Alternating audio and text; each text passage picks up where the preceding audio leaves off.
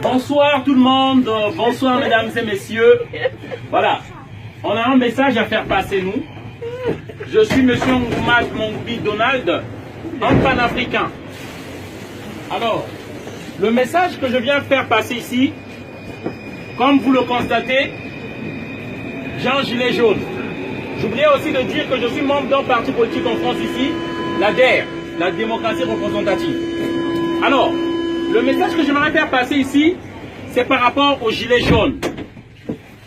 C'est bien beau, et je comprends que les Français se plaignent qu'il y a trop de taxes. Je peux encore comprendre les taxes, tout ce qu'on nous met là aujourd'hui, c'est comme si on peut pas épargner, on peut plus épargner de l'argent. Tout est taxé. Et surtout, je viens intervenir parce que les gilets jaunes se plaignent surtout pour la taxe qu'on a mise sur le carburant. Mais j'aimerais juste faire savoir, c'est bien beau qu'on se plaigne pour le carburant, mais vous devez savoir que la France n'a pas de puits de pétrole. Il n'y a pas de puits de pétrole ici en France. Le carburant que vous avez, pour lequel vous vous plaignez, c'est pour qu'on tue encore des Africains. C'est le Gabon qui fournit le carburant qui est en France. C'est le Congo, Brazzaville, d'où je viens. C'est pour ce carburant-là, en 97, Jacques Chirac a donné des armes à un criminel, un psychopathe qu'on appelle Denis Sassou Nguesso, qui a tué des Congolais pour qu'on maintienne ce prix de carburant-là. En fait, le message que je veux faire passer, je ne suis pas contre le peuple français. Nous aimons la France qui nous a accueillis. J'ai des papiers, je suis réfugié. Mais seulement vous devez savoir, chers amis, la France que vous croyez, c'est pas cette France-là. C'est pourquoi moi j'aimerais vous informer. De Gaulle a instauré un système. Charles de Gaulle, votre héros, chez nous c'est un génocidaire, un criminel. Charles de Gaulle, au Cameroun, il a tué plus de 400 000 personnes. Le massacre des Bamileke, pour imposer un président dit-on ami de la France, un dictateur. Amadou Ahidjo. Charles de Gaulle, en 1963, janvier, fait assassiner Sylvanus Olympio, le premier assassinat de la France-Afrique, au Togo. Mitterrand, lorsqu'il arrive, il fait tuer Thomas Sankara au Burkina Faso. Renseignez-vous.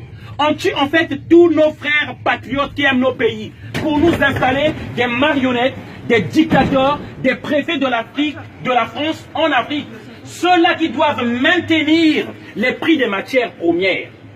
En fait, les contrats qu'on a signés depuis les indépendances, ils veulent que ces contrats-là restent les mêmes, alors que la démographie a fait qu'il y a plus de population dans ces pays-là. Il y a plus de demandes. Et d'où je vous explique l'immigration dans ce pays-là. Pourquoi les gens viennent? Mais c'est parce qu'on maintient ces peuples-là dans la misère. C'est la politique de la France-Afrique. Ça, ces immigrants qui viennent ici, ils viennent chercher leur argent. Ils ne viennent pas pour votre camembert. Et ça, je veux le faire savoir au peuple français. Ces gens-là sont victimes de vos élus. Ces gens-là que vous élisez. Une fois qu'ils ont votre vote, ils font du n'importe quoi à l'Élysée. À l'Élysée existe une cellule secrète qu'on appelle la cellule secrète de la France-Afrique. C'est ceux-là qui organisent les assassinats de nos présidents, qui aiment nos pays, qui veulent créer les emplois afin qu'on reste chez nous. Et tous les présidents qui sont passés en France ont tué un ou deux présidents africains. Et je peux commencer. De Gaulle, je vous ai cité.